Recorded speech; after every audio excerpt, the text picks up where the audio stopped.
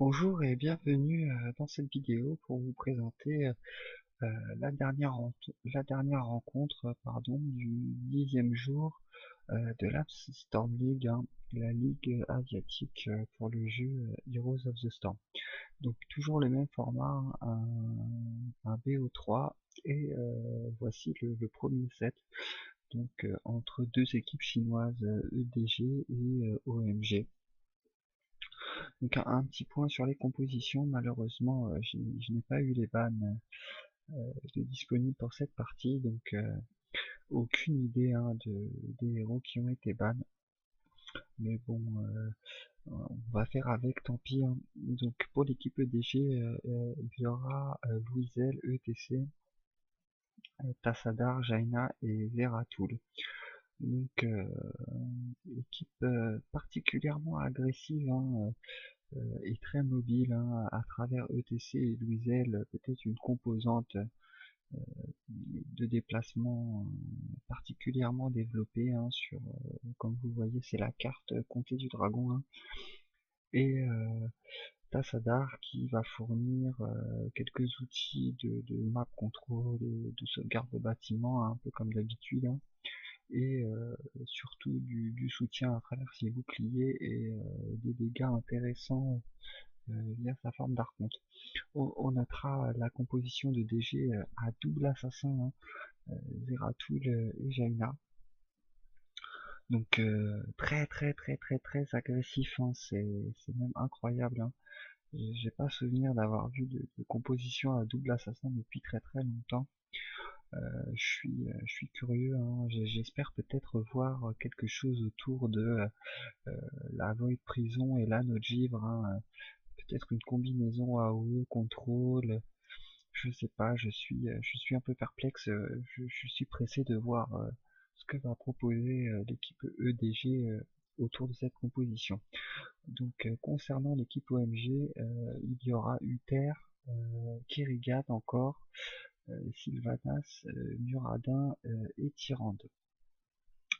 Donc une équipe équilibrée, ce qui me vient à l'esprit immédiatement, c'est une forte composante de stun, dans l'équipe OMG, entre Uther, Kerrigan et Muradin, voire même Tyrande, ça fait énormément de stun, du coup, pour l'équipe EDG, qui a deux cibles relativement fragiles, ça va être dur de résister à cet enchaînement de contrôle. On va voir ce que va développer l'équipe OMG, à savoir que bon, ils ont Tyrande et du coup, avec la marque du chasseur, ils ont la possibilité de rendre les focus très puissants. Donc je vais lancer la partie et on va voir comment les équipes vont développer leur jeu, tout simplement. Donc l'équipe EDG qui installe une power lane au vide, et l'équipe OMG qui va installer sa power lane au bot. Finalement non, la power lane de DG qui effectue une rotation. Alors c'est surprenant, d'habitude on fait une power lane à 3. Là l'équipe EDG qui décide de faire une rotation à 4 héros, et de récupérer les vagues de creep une par une, tout simplement. Est-ce que ça va leur permettre de trouver une possibilité de kill? Ah là, l'enchaînement de stun qui est terrible, Alors voilà, vous pouvez voir, le stun de Muradin, le stun du Terre et le stun de Tyrande, vraiment, qui a cloué sur place Zeratul. Il n'a même pas pu blink pour s'échapper. C'est vraiment terrible. Ça débouche sur un kill pour l'équipe OMG. Ces stuns enchaînés qui sont mécaniquement très bien installés et très efficaces. Ça leur assure le contrôle de l'hôtel au top. Et du coup, l'équipe EDG qui riposte avec la capture de l'hôtel au bot. Donc pour le moment, il n'y a pas de menace de dragon, Les équipes ont un hôtel chacun. Pendant que l'équipe OMG essaie d'installer un gank sur le même schéma sur la top lane, hein. Cependant, Nova est invisible et du coup, pour placer le stun, c'est très compliqué, hein. Bon, Radin qui ne va pas tenter de stun à l'aveugle, hein. Dommage, avec son coup de tonnerre, il y avait peut-être quelque chose à faire pour essayer de révéler Nova, mais ils n'insisteront pas plus que ça.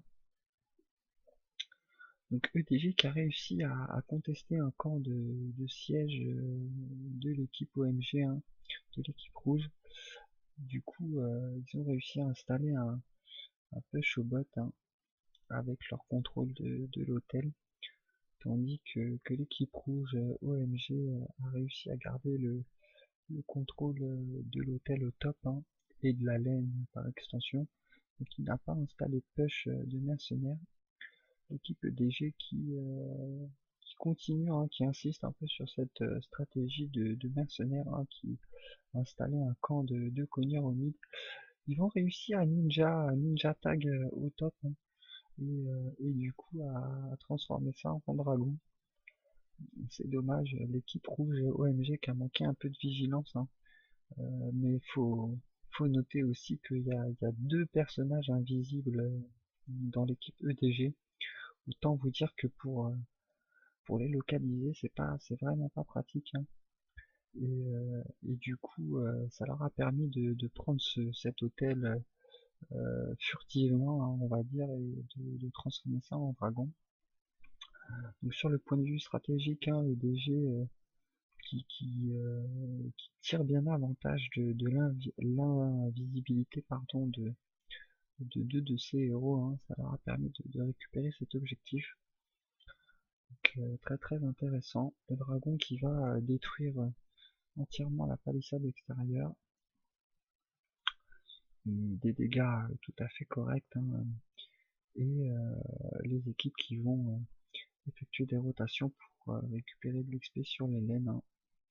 On notera aussi l'équipe bleue, hein, EDG qui installe plus de push de mercenaires, hein. On les voit là, ils effectuent encore un camp de cogneurs pour le mid, pour le top, pardon. Ah là, je ne sais pas quel est le héros qui s'est fait catch au top, mais cette chaîne de stun a encore été fulgurante, hein. Excusez-moi, j'ai même pas eu le temps d'attirer votre attention dessus, hein. Mais c'est le même schéma que sur le kill d'avant, hein. Le stun de Muradin, le stun du Terre et le stun de Tyrande, hein, avec la marque du chasseur et un focus. Ça va très vite comme vous pouvez le voir. Weasel qui se fait catch. Ah, il manque un peu de dégâts et il me semble que je n'ai pas vu la marque du chasseur, hein.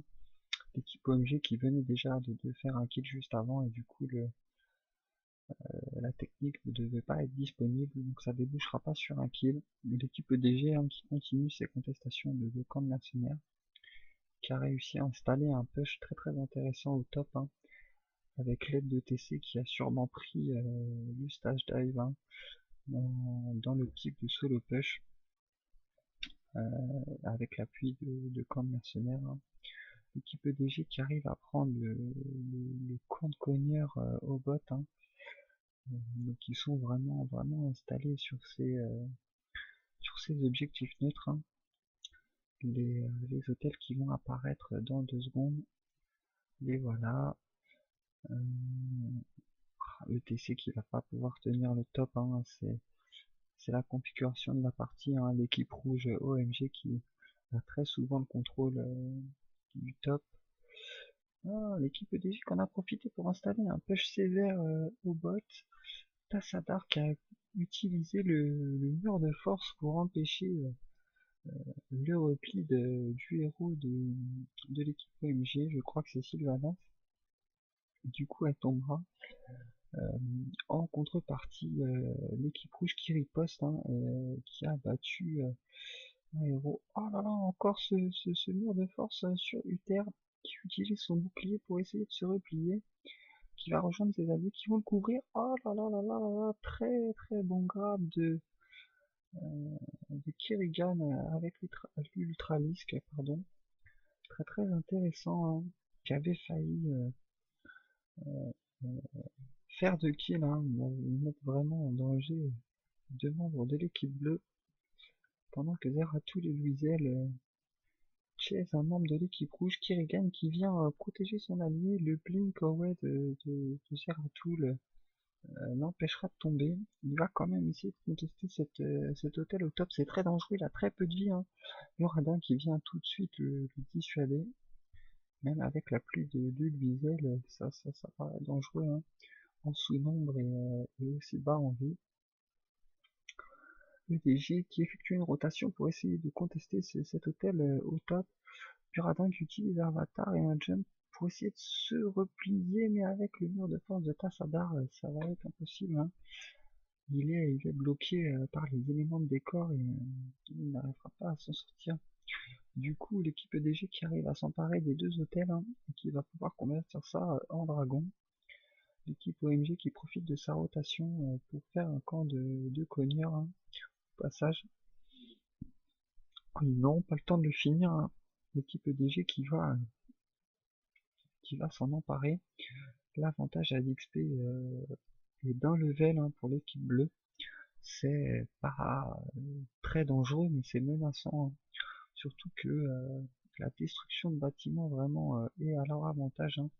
Du coup, ils ont beaucoup de map control. Muradin qui se fait polyblock par OTC, qui se fait enchaîner, heureusement. Iter va utiliser le bouclier, mais pour courir dans une bonne prison de Zeratul, le stagiaire de EDC. Muradin qui arrive à sortir au loin. Ah, Uter qui essaie de se replier, mais qui est isolé au milieu de l'équipe adverse, hein, qui va se faire tuer. Muradin qui a réussi à s'en sortir par miracle, hein. Je pense que pendant la voie de prison, il a réussi à récupérer le cooldown de son saut. Et du coup, il arrivera à se replier, hein. Mais la destruction des bâtiments commence à être impressionnante, hein, et se manifeste par un écart à l'XP qui devient plus que menaçant, hein, extrêmement dangereux. Tassadar qui prend la chaîne de CC, hein, celle qui a fourni tellement de kills à l'équipe rouge, mais avec son invincibilité, il va réussir à se replier. Muradin qui aura insisté un peu pour assurer le kill, mais qui ne l'aura pas. ETC a bien couvert son allié. On notera que l'équipe bleue a réussi à aménager un push au bot, hein, un push très très violent. Ils ont réussi à contester le camp de mercenaires de siège de l'équipe rouge, hein. Du coup, il y a 4 mercenaires de siège, hein. Ça fait beaucoup de dégâts. Oh là là, Louisel qui se fait attraper par cette fameuse chaîne de stun, hein, et qui tombera instantanément. Zeratul qui est parti dans la mêlée pour essayer d'éliminer une cible et équilibrer les choses, mais il est obligé de se replier. ETC. Oh, Jaina qui se fait catch! Malgré le mur de force de Tassadar pour la protéger, elle ne s'en sortira pas. ETC qui. Zeratul qui est parti aller essayer de chercher un kill sur des cibles affaiblies avec la veille de prison et le mur de force. Oh là là, ils sont 3 contre 4, ça va être très très compliqué, hein, surtout que Sylvanas va repop et que ils sont dans leur base et du coup elle va vraiment être là d'un instant à l'autre, hein. L'équipe chinoise EDG qui est très belliqueuse, hein. Là, je vous avouerai, je suis pas convaincu de l'intérêt d'insister, hein. Bon, ils vont se replier du coup.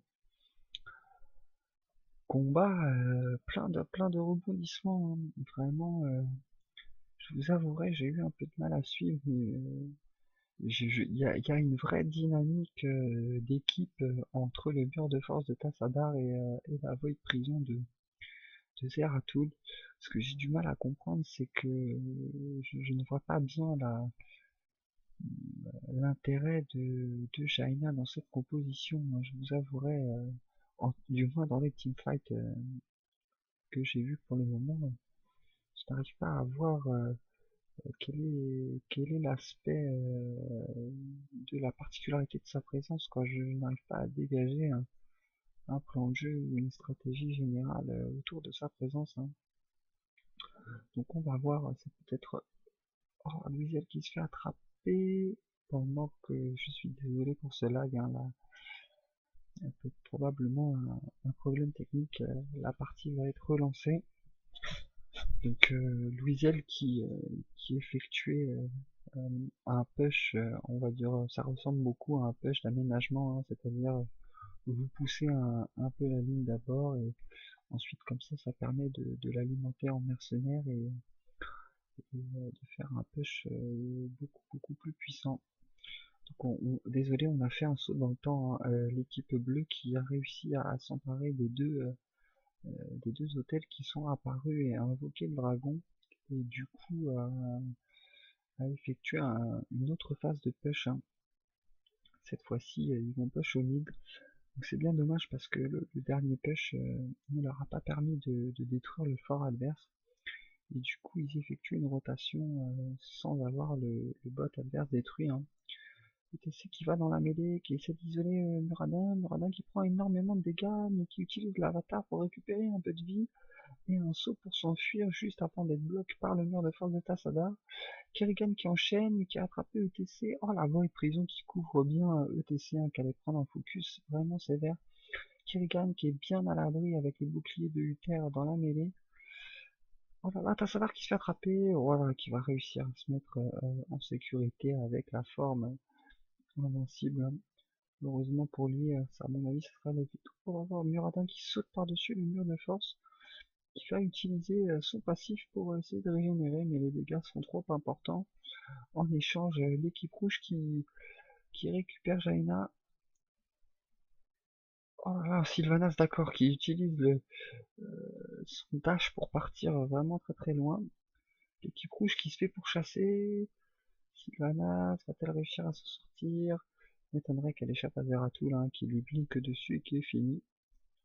Tassadar qui avait réussi à bodyblock Tyrande mais qui ne récupérera pas le kill. Cependant, Uther n'aura pas réussi à survivre lui non plus. Donc l'équipe rouge, je trouve qui fait une défense solide, hein, malgré un écart d'un talent et de deux levels, qui n'a toujours pas perdu de fort au bot, hein, et au mid seulement la palissade extérieure. Donc la situation est défavorable, mais je trouve qu'ils arrivent à gagner du temps, hein. L'équipe ne s'effondre pas. Ah là là, je n'ai pas vu quel est le membre de l'équipe rouge qui s'est fait attraper près du Nexus. Je crois que c'est Tyrande, hein. C'est Tyrande qui est tombé. Kerrigan qui inflige énormément de dégâts sur ETC, hein, et qui va finir par le tomber. La contre-attaque de l'équipe rouge qui s'installe. Finalement, ils vont pas insister plus que ça, ils vont se contenter de neutraliser ces mercenaires de siège au prix de leur fort au bot. Donc malgré cette défense solide, hein, ils auront quand même perdu le fort au bot. Et je trouve que la situation leur est pas favorable et qu'ils auraient pu le perdre bien avant, hein. Ils ont vraiment fait une défense solide, hein. Du coup, le troisième dragon pour l'équipe bleue, hein, qui profite de cet avantage, hein. Comme je vous l'ai déjà dit, et je me répète, je suis désolé, hein, mais détruire des bâtiments, c'est vraiment très intéressant, hein. Donc, ça vous permet d'accéder au Nexus, ça vous permet d'avoir un avantage à l'XP, ça vous permet d'avoir un map contrôle énorme, quoi. Et là, c'est ce qui se passe. L'équipe EDG qui a vraiment le contrôle de la map, hein. Ah, l'équipe OMG qui avait organisé une contre-attaque, mais Zeratul est invisible, hein, très souvent, et du coup, pour le ganker, je vous avouerai, c'est pas facile, hein. Muradin, Uther et Sylvanas qui essaient de défendre contre ce troisième dragon, mais ils vont arriver un peu tard, hein. C'est le prix de cette tentative de gank. Uther qui est bien isolé derrière les lignes ennemies, je me demande bien comment il va s'en sortir. Il va utiliser le bouclier d'invincibilité sur lui-même, hein. Ça va coûter la vie à Kerrigan. L'équipe bleue qui est impitoyable, hein. À la seconde où elle a vu que le bouclier a été utilisé sur Uther, ils ont switch, hein. Ils ont switch de cible instantanément sur Kerrigan. Et de ce que j'ai vu, le focus a été très violent. Vraiment, cette équipe EDG qui est très affûtée, hein.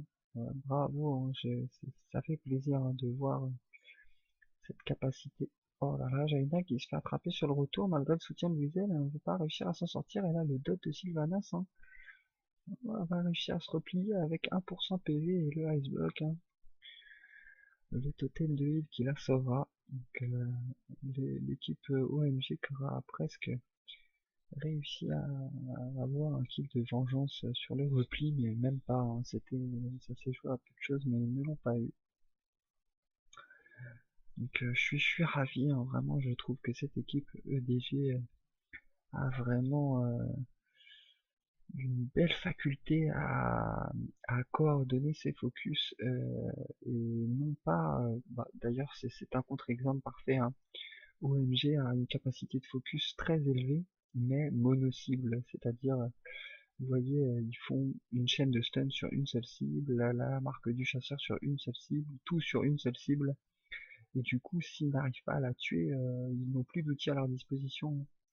Kerrigan qui va essayer de contester ce corps mercenaire mais qui se fait polymorphe, et du coup elle est isolée, grâce à son bouclier elle ne tombera pas, elle va en profiter pour faire quelques dégâts dans la mêlée mais je ne vois pas comment elle va faire pour s'en sortir.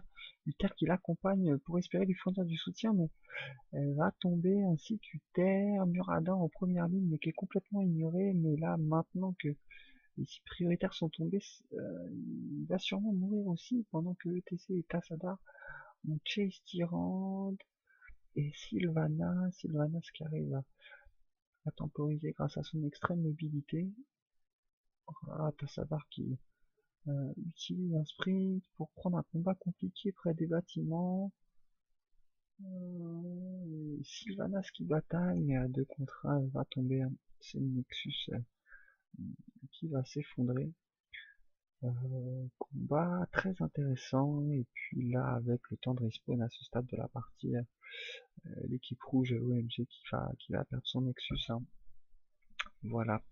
J'espère que cette partie vous a intéressé, et puis je ne manquerai pas de diffuser la suite du BO3 dans d'autres parties. Merci pour votre attention et bonne journée.